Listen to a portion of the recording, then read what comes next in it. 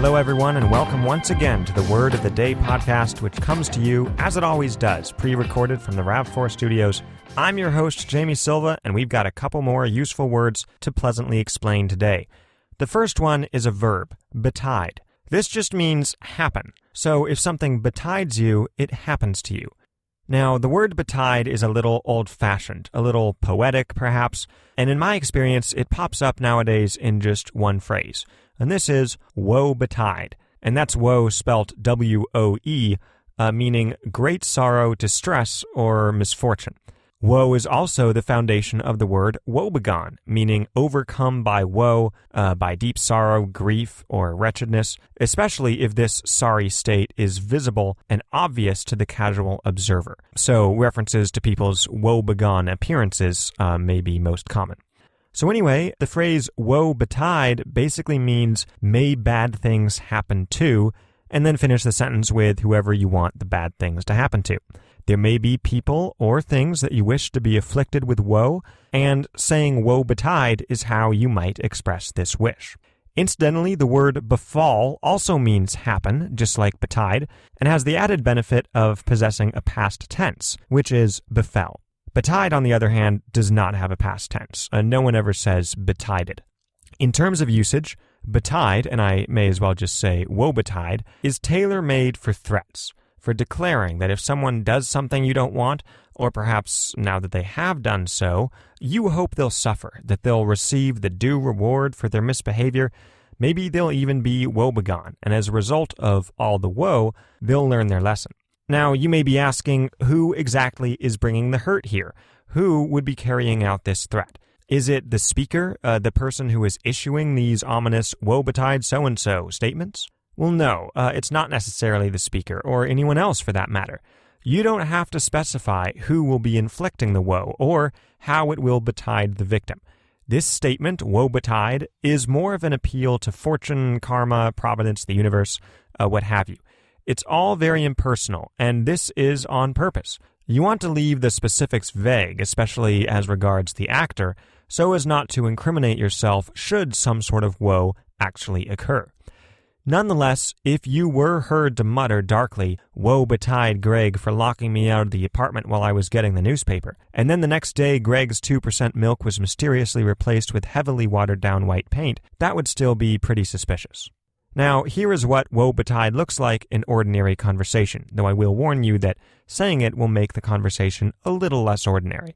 And by the way, woe betide nearly always starts off a sentence. Example number 1. Woe betide anyone who leaves toast crumbs in the butter. It's off-putting. Example number 2. Woe betide Daniel for bending my Ken Griffey Jr. rookie card, lamented Aiden. It was in mint condition, and it was basically my retirement plan.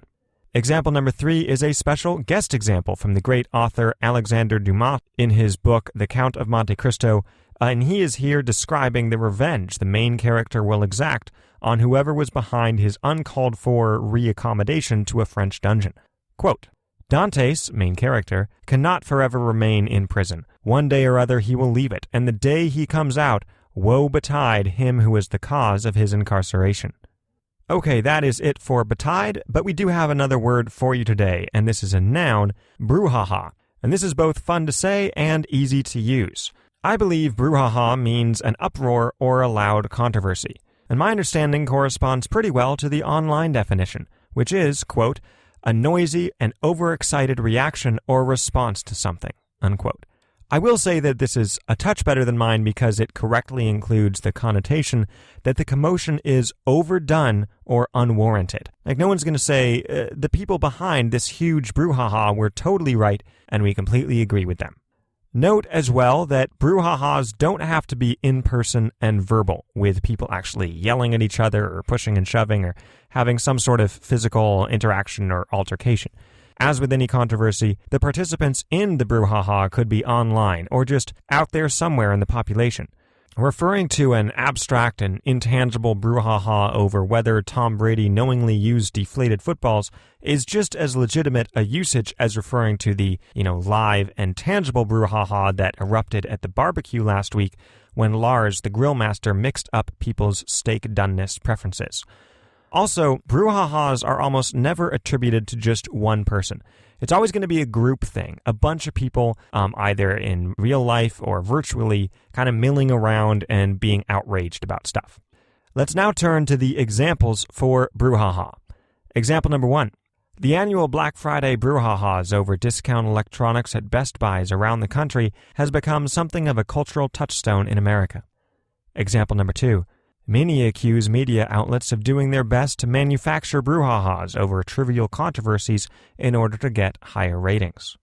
Example number 3. The great 2017 Santa Cruz Sandcastle brouhaha was sparked by allegations that one of the competitors in the annual competition was secretly mixing an illegal bonding agent into the sand in order to get it to hold together better, and thus permit much more detail and a much greater height than anyone else's castle.